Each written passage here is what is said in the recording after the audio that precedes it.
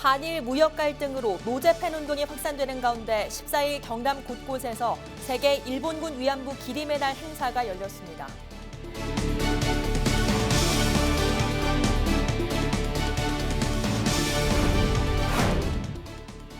다음 달부터 2020학년도 대입 수시 모집 원서 접수가 시작됩니다. 수시에서 학생부 종합전형을 선택할 때 학생들이 가장 어려워하는 자기소개서 핵심을 알아봤습니다. 광복절인 목요일 경남 일부 지역이 제10호 태풍 크로사의 직간접 영향권에 들겠습니다. 동부 경남을 중심으로 시간당 30mm의 강한 비가 내릴 걸로 보입니다.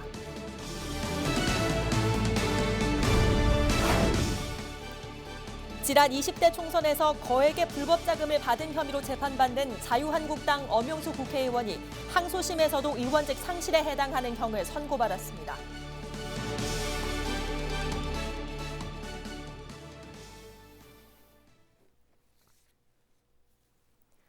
시청자 여러분 안녕하십니까? 헬로티비 뉴스 경남입니다.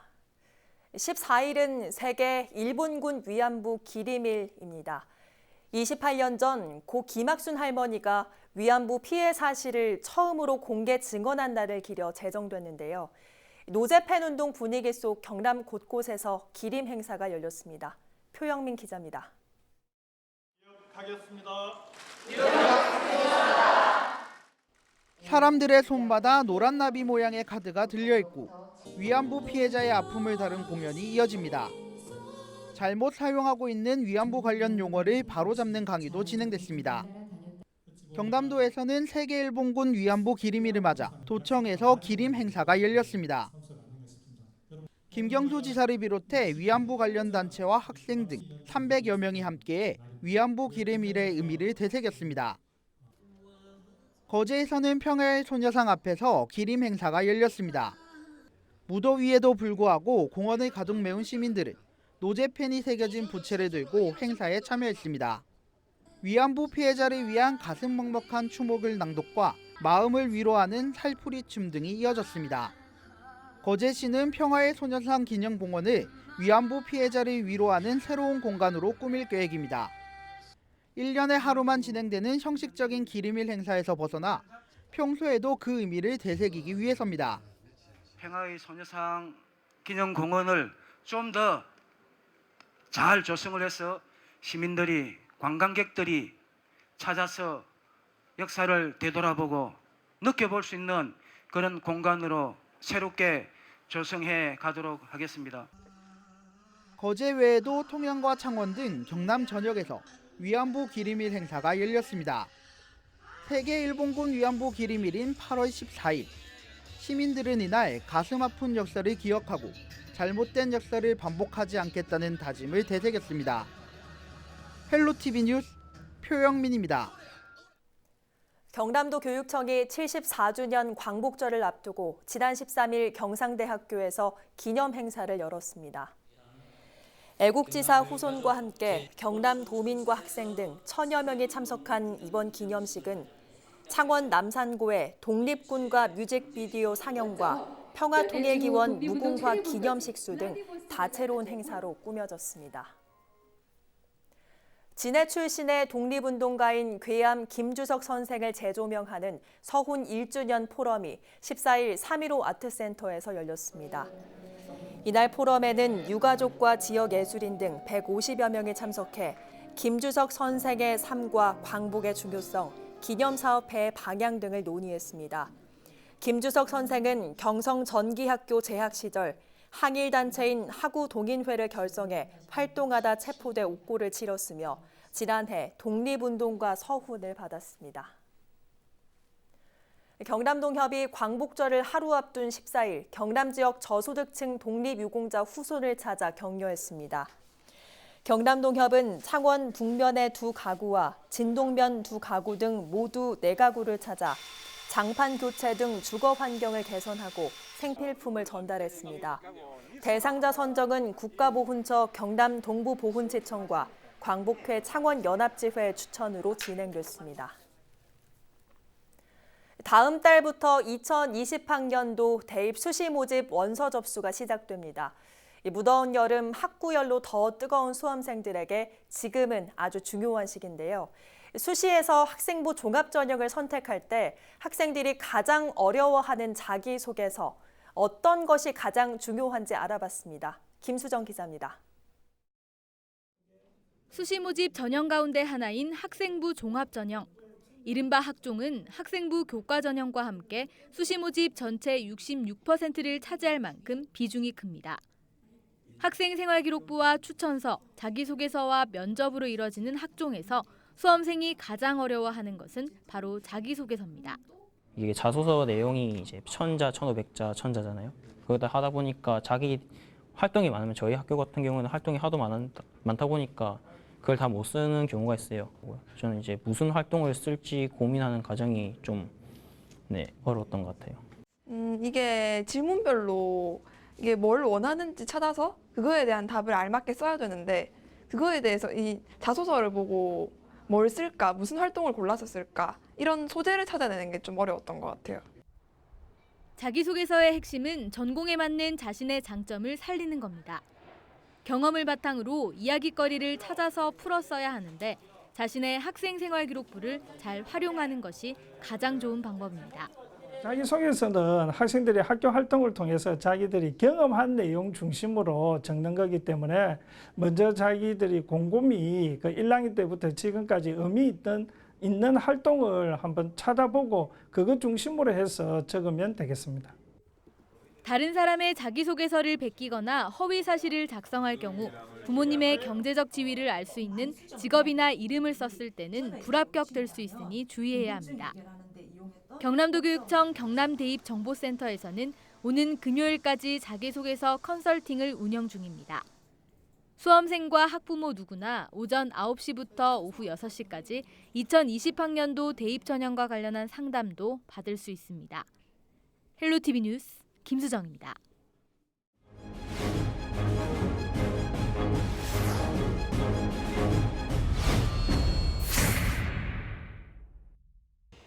제 뒤로 배가 한 척 보이시죠? 이 배는 해양 경찰에서 사용하는 고속 방탄 선박인데요. 최근 경남의 한 중공업에서 이 배를 만들어 눈길을 끌고 있습니다. CJ헬로와 중소벤처기업진흥공단의 공동 프로젝트 강소기업이 힘이다. 이번 시간에는 경남의 주요 먹거리인 조선업을 이어가고 있는 한 중공업을 소개합니다. 서해상 치안 임무를 맡은 중형급 고속 방탄 함정이 완성됐습니다. 해양경찰에 발휘될 이 함정은 K6, M60 기관총으로 무장하고 선체에 방탄 설비 등을 갖춘 55톤급 특수선입니다. 지난 2017년 휴먼중공업이 해양경찰의 특수기동정 2척을 수주했고 지난 13일 2년 만에 진수식을 열었습니다. 경쟁의 우위를 선점하기 위하여 함정, 항공기 등의 해양 전력 보강에 주력하고 있습니다. 특수기동정의 임무는 대테러, 해상 경호 등 경비 작전 수행과 다양한 특수 임무를 수행하게 됩니다.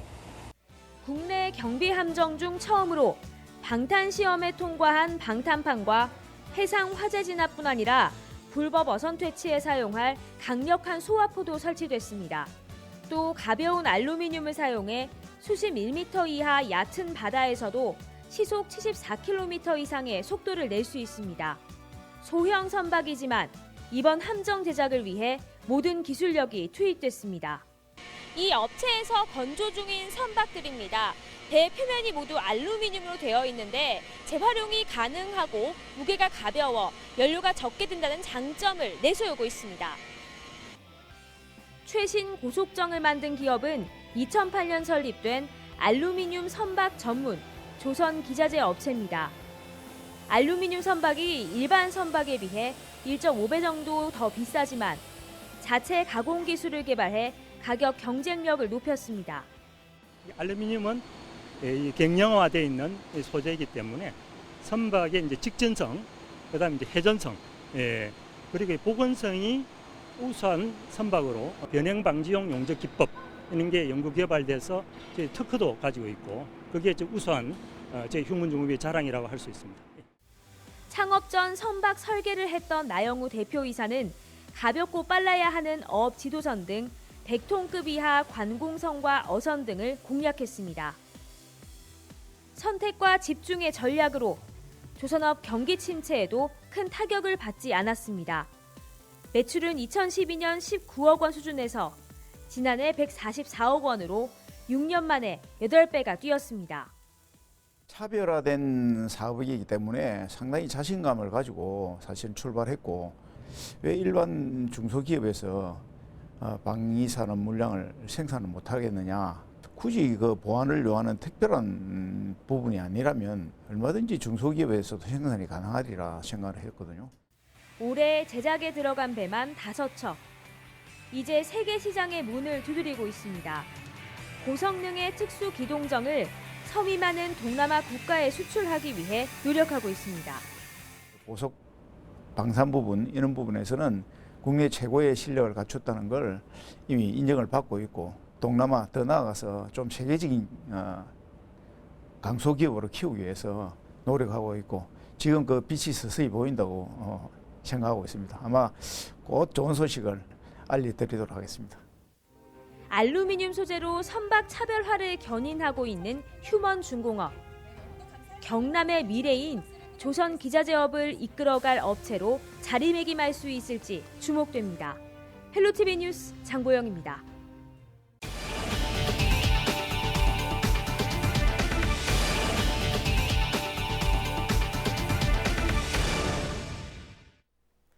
광복절인 15일 경남 일부 지역이 제10호 태풍 쿠로사의 직간접 영향권에 들겠습니다. 기상청은 김해와 양산, 거제 등 동부 경남을 중심으로 15일 새벽부터 시간당 30mm의 강한 비가 내릴 것으로 전망했습니다. 동풍의 강도와 지형적인 영향으로 태풍의 진로는 유동적인 만큼 발표되는 태풍 정보와 최신 기상 정보를 참고하시기 바랍니다. 불법 선거자금을 받아 정치자금법 위반 혐의로 재판 중인 자유한국당 엄영수 국회의원이 항소심에서도 의원직 상실에 해당하는 형을 선고받았습니다. 부산 고등법원 창원재판부 제1형사부는 14일 오전 열린 엄 의원의 항소심 선고 공판에서 엄 의원에게 징역 1년 6개월과 추징금 2억 원을 선고한 원심을 유지한다고 판결했습니다. 국회의원의 경우 정치자금법 위반으로 100만 원 이상 형이 확정되면 의원직을 잃게 됩니다. 엄 의원은 지난 20대 총선 당시 보좌관과 공모해 불법 선거자금 2억 원을 받은 혐의로 재판에 넘겨졌습니다. 야간 운항 장비도 없이 보트를 몰다 거가대교를 들이받은 30대가 해경에 붙잡혔습니다. 38살 김모 씨는 14일 새벽 1시 15분쯤 해경에 신고하지 않은 채 원거리 수상레저 활동을 하다 거가대교와 충돌하면서 불법 운항 혐의가 발각됐습니다. 김 씨는 야간 운항 장비를 갖추지 않은 혐의도 받고 있습니다. 창원해양경찰서는 배가 가라앉는다는 신고를 받고 출동했다 김 씨의 혐의가 드러났다며 김 씨를 수상레저 안전법 위반 혐의로 불구속 입건했다고 밝혔습니다. 14일 오전 10시 15분쯤 함안 중부내륙 고속도로의 칠서면 지점을 달리던 화물차에서 불이 났습니다.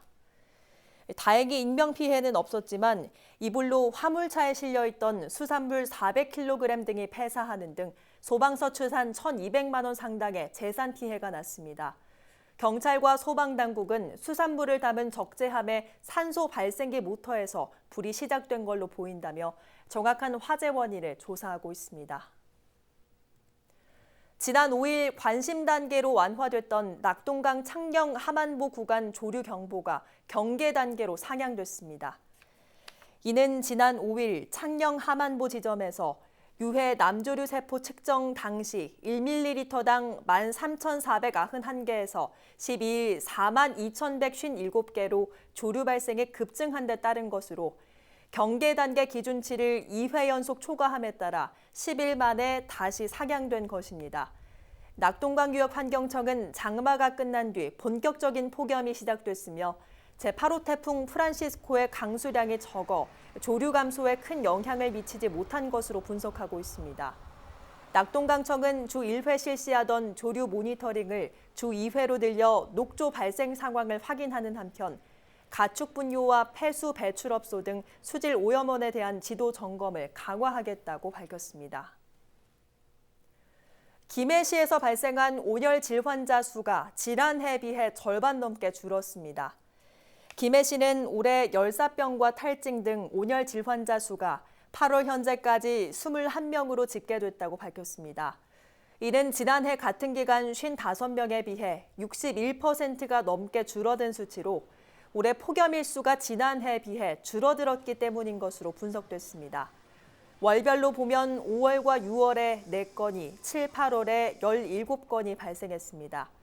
김해시는 오는 9월 30일까지 무더위 쉼터 407곳을 운영하고 버스 정류소 21곳에 얼음 비치, 공원 내 안개 분수와 이동식 폭염 대피소를 설치하는 등 폭염 관리를 지속적으로 할 계획입니다. 김해시에서 자원봉사자로 등록된 시민이 15만 명을 넘어섰습니다.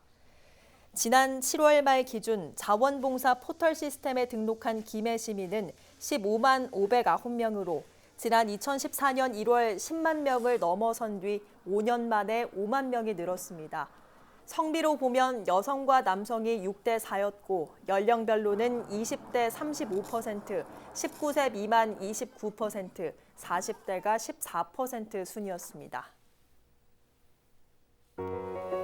우리 지역 인사 동정입니다. 김경수 경남도지사는 15일 오전 10시 제74주년 광복절 기념식에 참석합니다. 박종훈 경남도 교육감은 14일부터 22일까지 2019 중등 유공교원 해외교육 문화체험 연수에 참여합니다. 허성무 창원시장은 15일 정오 제74주년 광복절 기념 타종 행사에 참석합니다.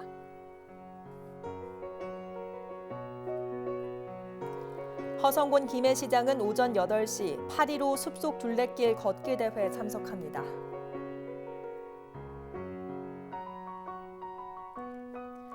박일호 밀양시장은 저녁 7시 제74주년 광복절 기념 행사에 참석합니다.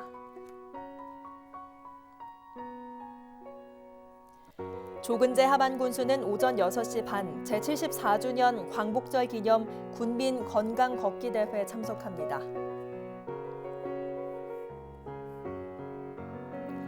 구인모 거창군수는 오전 10시 반 제74주년 광복절 기념 북상면민 체육대회에 참석합니다.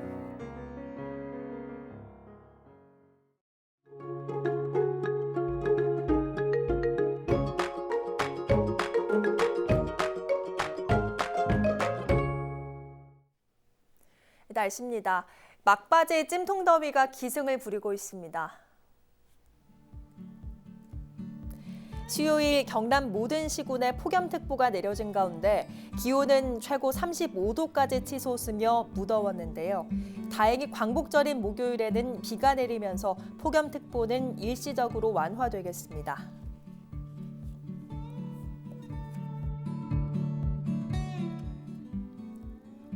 제10호 태풍 크로사는 광복절인 목요일 일본을 강타할 걸로 예상되는데요. 태풍의 영향으로 경남 지역은 수요일 밤부터 목요일 늦은 오후까지 20에서 60mm의 비가 오겠고요. 이후에는 다시 맑은 날씨를 되찾겠습니다. 거제 동해안에는 너울성 파도가 높게 일겠습니다. 해안가 안전사고에 각별히 주의하셔야겠습니다.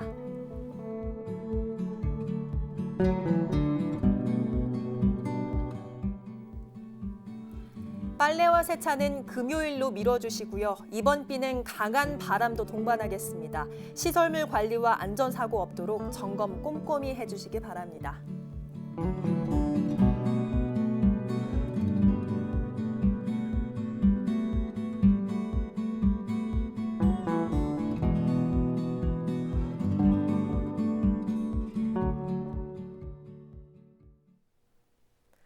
오늘 뉴스는 유튜브 채널 CJ 헬로 경남방송에서 다시 보실 수 있습니다. 이상으로 뉴스를 마칩니다. 저희는 늘 지영민 곁에 있겠습니다. 고맙습니다.